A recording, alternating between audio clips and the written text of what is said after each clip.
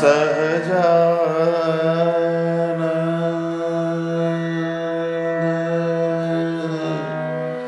સહજાનંદ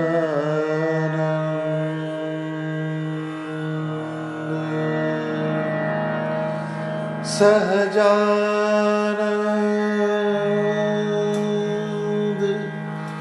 સહજાનંદ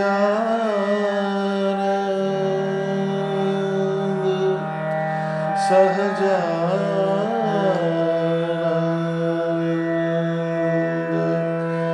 સહજાનંદ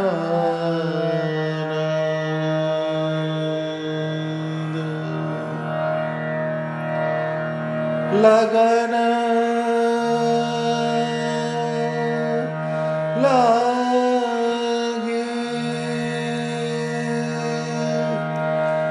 લગન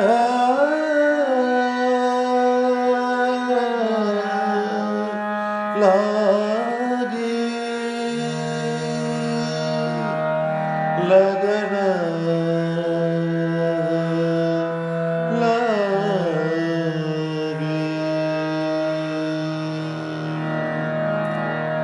ઓ લગન લગી મેરી સહજાનંદ સે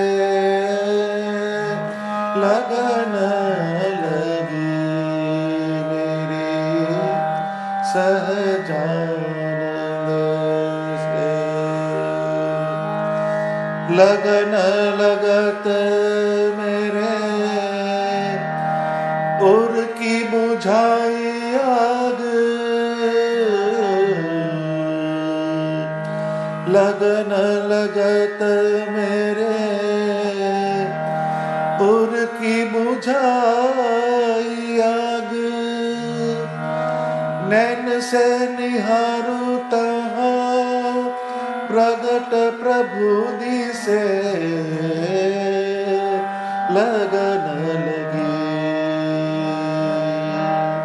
हो लगन लगी मेरी सहजानंद से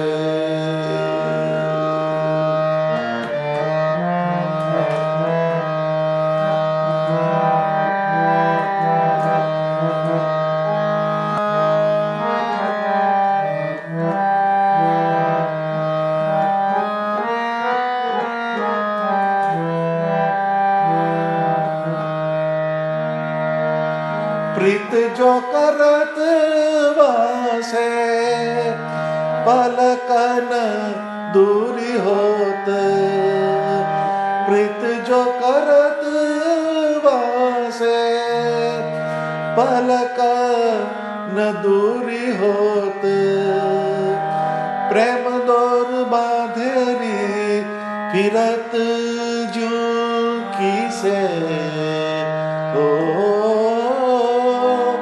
प्रेम दौर बांधेरी फिरत जू की से हो लगन लगी मेरी सहजानंद से सहजानंद से सहजानंद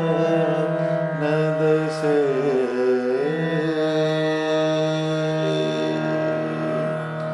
સહજાનંદ સ્વામી મહારાજની જય. સંપ્રદાયમાં જે પરમ વિજ્ઞાની કહેવાય એવા મુક્તાનંદ સ્વામીનું આ પદ છે. મુક્તાનંદ સ્વામીના આ પદમાં એક સાધક હોય એને ભગવાનને પામવા હોય તો એના માટે એને અંદરથી ભગવાન પ્રત્યે એક લગાવ થવો જોઈએ, એક લગન લાગે તો જ એ પરમાત્માની પ્રાપ્તિ કરી શકે છે. એ આ પદનું મૂળ હાર્દ છે. તો લગ્ની એટલે જે તે વિષયની અંદર, પદાર્થની અંદર આપણો જીવ ચોંટે, આપણું મન ચોંટે, આપણી ઇન્દ્રિયો ચોંટે, એને લગ્ની કહેવાય છે. વચનામૃતમાં ભગવાને વૃત્તિના 3 વેગ કયા છે. એક મંદ વેગ, બીજો મધ્યમ વેગ અને ત્રીજો તીવ્ર વેગ. જ્યારે કોઈ પણ ક્રિયામાં એકલી ઇન્દ્રિયો જોડાય તો એ મંદ વેગ કહેવાય, પરંતુ ક્રિયાની અંદર જ્યારે ઇન્દ્રિયો સાથે અંતઃકરણ જોડાય, એટલે મન જોડાય, બુદ્ધિ જોડાય, ચિત્ત જોડાય અને આપણો અહંકાર જોડાય, ત્યારે તે મધ્યમ વેગ કહેવાય. અને કોઈ પણ ક્રિયામાં જ્યારે ઇન્દ્રિયો અંતઃકરણ સાથે જીવ જોડાય ત્યારે તે તીવ્ર વેગ બને છે. તો આપણા જીવનની અંદર ઘણા બધા પ્રસંગો બને છે, પણ અમુક પ્રસંગો એવા હોય છે કે એ જીવનમાં કાયમ તમને સાંભળી આવે છે. તો એ પ્રસંગોનો આપણે તાગ મેળવીએ તો એની અંદર તમારી ઇન્દ્રિયો, અંતઃકરણ અને જીવ પરોવાઈ ગયેલા હશે. એના તીવ્ર વેગનું એ પરિણામ છે.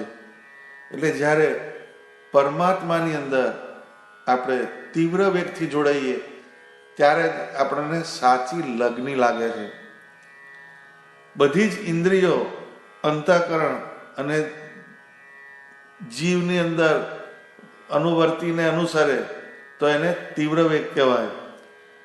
આ જીવને જુદા જુદા લગાવ થતા હોય છે. એનું કારણ એનો જીવ જે તે પદાર્થ અને ક્રિયામાં જડાઈ જાય છે. જેમ બાપ હોય એને દીકરીમાં લગાવ થાય, એના ઘેર દીકરીનો જન્મ થાય તો એને દીકરીમાં હેત થઈ જાય છે, એની જોડે એનું મન જોડાય છે, બુદ્ધિ જોડાય છે, એનો જીવ જોડાય છે. તો એ દીકરીને ઉછેરે છે, લાડકોડથી ભણાવે છે, એને વ્યવસ્થિત એના જીવનની અંદર જે જે વસ્તુની જરૂરિયાત હોય એ પૂરી પાડે અને પછી એને પારકે ઘેર વિદાય કરે છે. અને ત્યાં આગળ એની સંતતિ થાય તો એના છોકરાઓનું પણ એ કેરટેકિંગ કરે. આટલો બધો એનો જીવ એમાં જડાઈ જાય છે.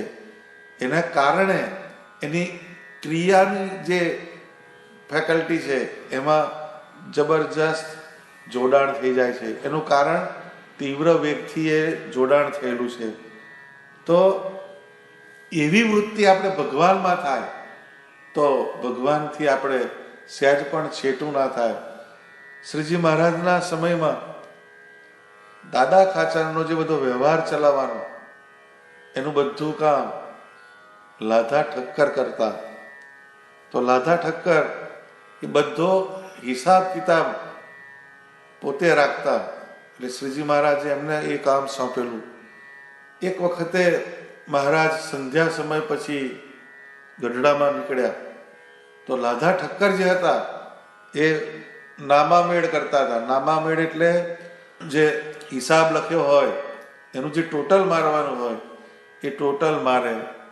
અને એમની જે વૃત્તિ હતી એ હિસાબ મેળવવામાં એટલી જોડાઈ ગયેલી તીવ્રતાથી કે જેમ એમ કે હિસાબ મેળવે એટલે 5 ને 2 7, 7 ને 6 13, 13 ને 6 19, 19 ને 4 23, 23 ને 4 27, 27 ને 8 35, 35 ના 5 વધી તેની 3, 3 3 3 3 3 ને 2 5, 5 ને 7 12.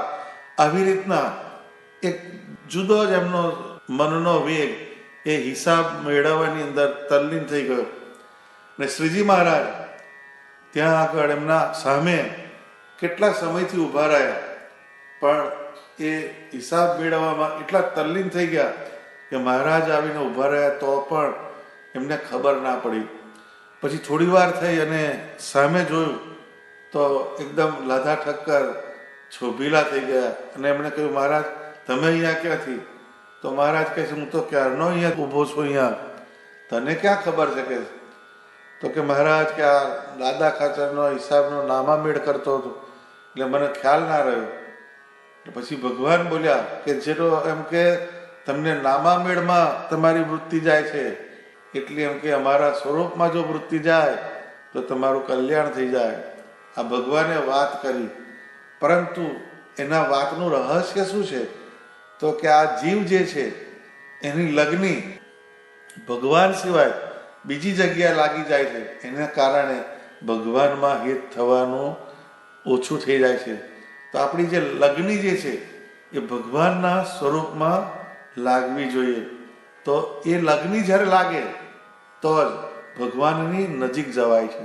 લગન લગત મેરે ઉરકી બુઝાય આગ. ભગવાનના સ્વરૂપમાં જ્યારે આપણને લગ્ની લાગે તો ઉરકી બુઝાય આગ. એ શબ્દ બહુ સમજવા જેવો શબ્દ છે. જેમ ઉનાળો હોય અને પૃથ્વી ધગધગતી હોય તો પૃથ્વીના પેટાળમાં તિરાડો પડે છે. એ તિરાડો પડે છે, એ તિરાડો શું બતાવે છે? એ પાણીનું વેઇટિંગ કરે છે, પાણીની રાહ જોવે છે. એ પૃથ્વીની અંદર તિરાડ પડી જાય પછી જ્યારે વરસાદ થાય તો એ ધરતી જે છે એ તૃપ્ત બની જાય અને એના ઉપર વનસ્પતિઓ પાગરે, લીલું લીલું ઘાસ થઈ જાય, પુષ્પ થાય, વગેરે વગેરે ઘણી બધી વસ્તુઓ થાય. પરંતુ ઘણી જગ્યાઓ એવી હોય કે એમાં પાણી જાય તો પણ ત્યાં તિરાડો એવી ને એવી જ રહે, ખાડા ખાડા જ રહે. એમ આ જીવ જે છે એ 84 લાખ જાતની યોનિમાં ફરતો ફરતો ફરતો ફરતો આવ્યો. તો એમાં જે એને વિષય ભોગવ્યા તો પણ એને વાસનાની પૂર્તિ થઈ જ નહીં. જેમ પેલા અમુક ખાડા પુરાય નહીં, અમુક તિરાડ પુરાય નહીં, એમ એને એવું પાણી ના મળ્યું કે જેનાથી એની તરસ છીપે. ઘણીવાર આપણને આવો અનુભવ થાય. આપણે કંઈ ખાધું હોય અને ગમે એટલું પાણી પીએ તો પણ વધારે ને વધારે પાણી માગે. એવી રીતના અમુક પ્રકારના વિષય ભોગ ભોગવ્યા તો પણ આ જીવને એમાંથી તૃપ્તિ ના થાય. તો એ તૃપ્તિ ક્યારે થાય? તો કે જ્યારે પરમાત્માના સ્વરૂપનો યોગ થાય ત્યારે એ થાય. તો ભગવાન સ્વામિનારાયણ આ પૃથ્વી પર પ્રગટ થયા. એમની મૂર્તિ, એમની લીલાનું સુખ જ્યારે આ જીવને મળ્યું ત્યારે એના જીવની અંદર જે આગ હતી, આગ એટલે કહ્યું કે કોઈ પણ વાતે એને શાંતિ ના થાય, તૃપ્તિ ના થાય. કેમ કે જગતની અંદર કોઈ પણ પદાર્થ એવો નથી કે જેને ભોગવવાથી આપણના જીવની અંદર કાયમની તૃપ્તિ થાય. એ એકને એક માત્ર ભગવાન સ્વામિનારાયણની મૂર્તિ છે. જગતમાં ગમે ત્યાં જાઓ તો બધે અલ્પ વિરામ છે. એમાંથી કોઈ દિવસ તમને શાંતિ થવાની નથી, તૃપ્તિ થવાની નથી. પરંતુ જ્યારે પરમાત્માના સ્વરૂપમાં જીવ જોડાય ત્યારે એના ઉરકી બુઝાઈ આગ, એના ઉર એટલે આત્માની અંદર જે કાયમને માટે એ ઝંખના થયા કરે છે એ અંદર બુઝાઈ જાય છે. તો એ કહે છે સ્વામી કે લગન લગત મેરે ઉરકી બુઝાઈ આગ. એ સ્વામિનારાયણ ભગવાનના સ્વરૂપમાં જ્યારે જીવ જોડાય ત્યારે એની આગ જે હતી એટલે એની વાસનાનું જે લેયર હતું એ તૂટી જાય છે અને એનું અંદરનું હોવાપણું બદલાઈ જાય છે. ને એના પરિણામે શું થાય? તો કે નૈન સે નિહારું તહા પ્રગટ પ્રભુ દિશે. એને ભગવાનની લગ્ની લાગી એટલે જ્યાં જ્યાં જ્યાં જ્યાં એની વૃત્તિ જાય ત્યાં ભગવાનને જોવે. શબ્દ સાંભળે તો પણ ભગવાન ના સાંભળે, વચનામૃત સાંભળે, ભક્ત ચિંતામણી સાંભળે. એટલે એ જે શબ્દ સાંભળ્યા એનું એને અંદર મનન થવા માંડે.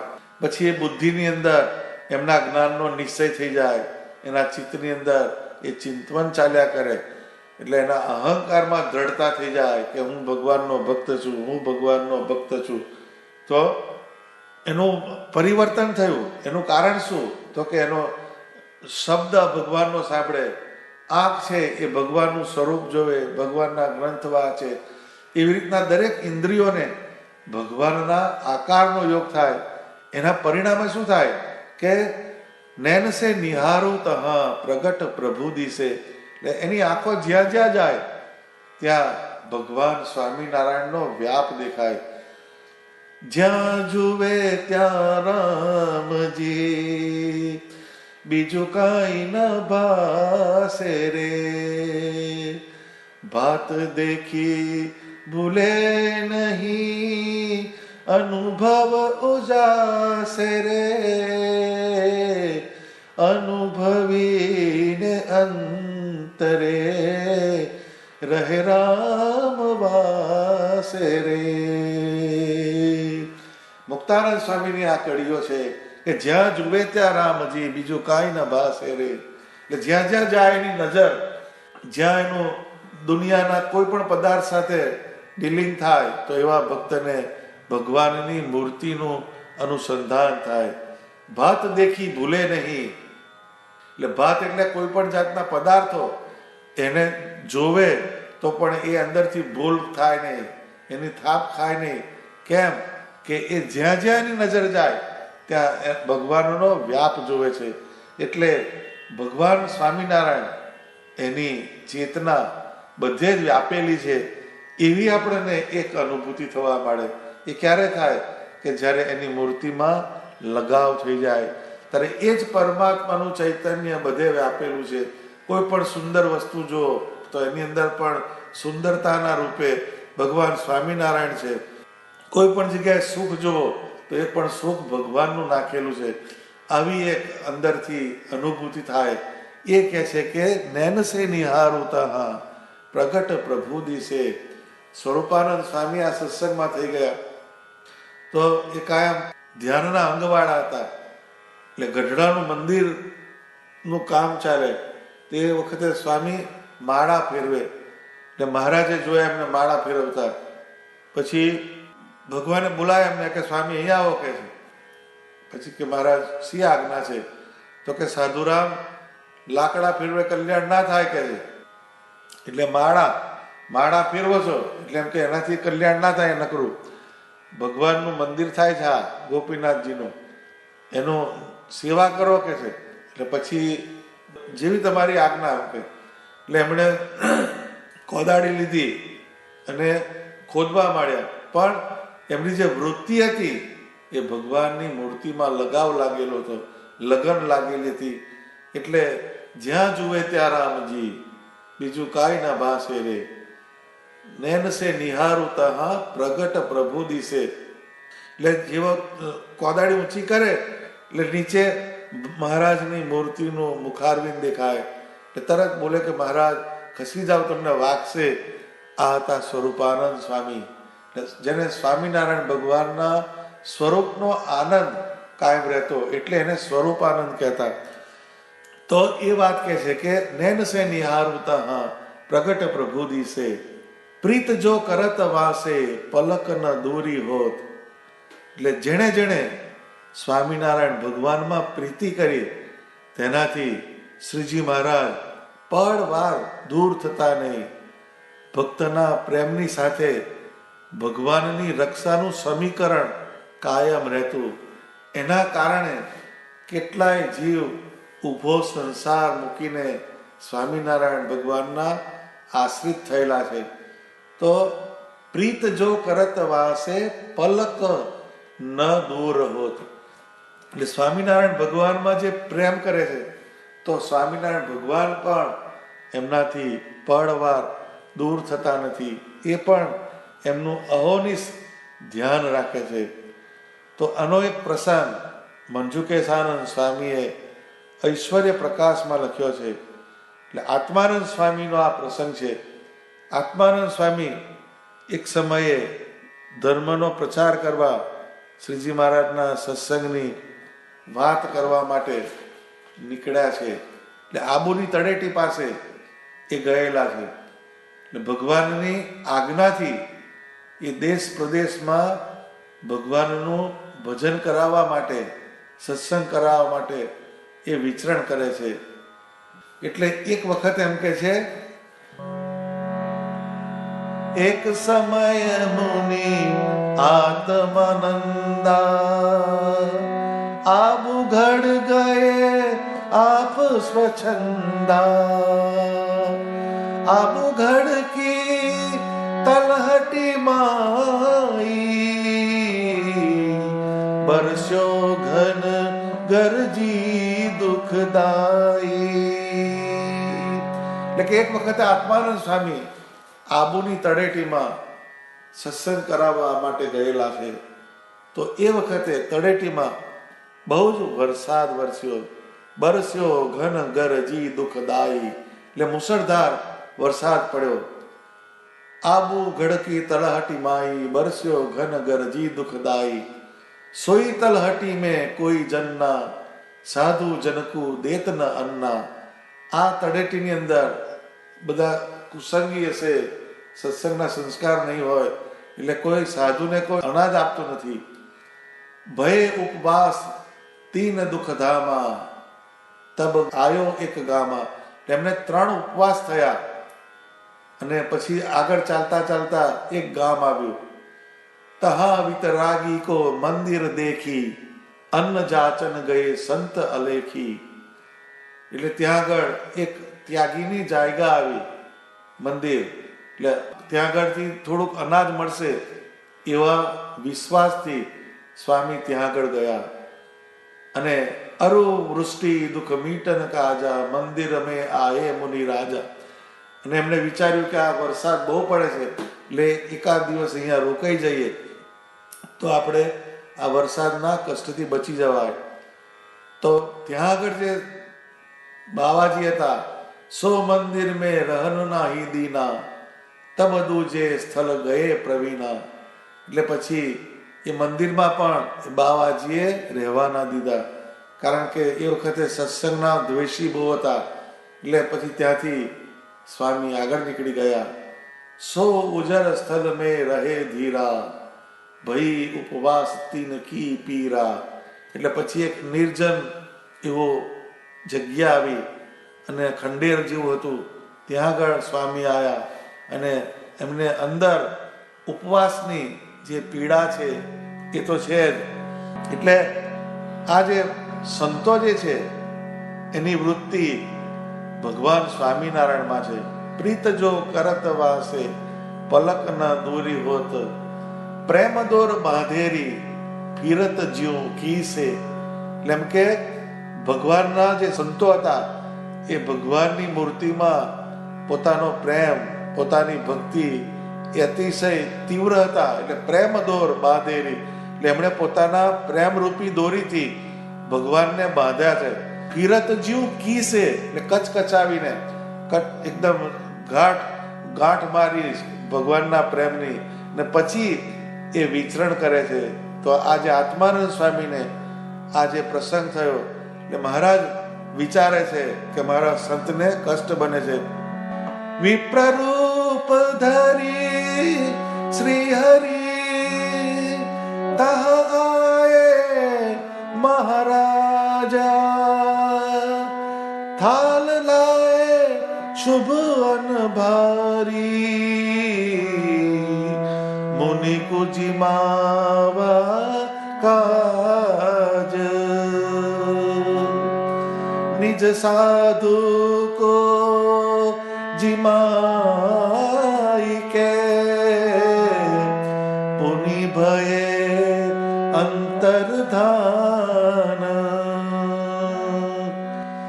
आत्मानंद मुनि जाने तब, एहि प्रभु प्रगट प्रमाण. ભગવાન સ્વામિનારાયણે વિપ્રનું રૂપ ધારણ કર્યું. બ્રાહ્મણના વેશે મહારાજ ત્યાં પ્રગટ થયા.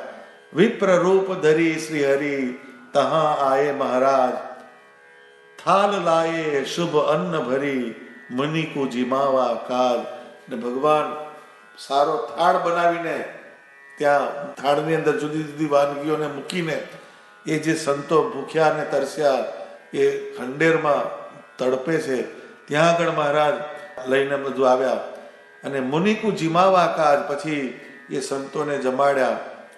પછી નિજ સાધુ કુ જીમાઈ કે, પુનિ ભયે અંતરધાન.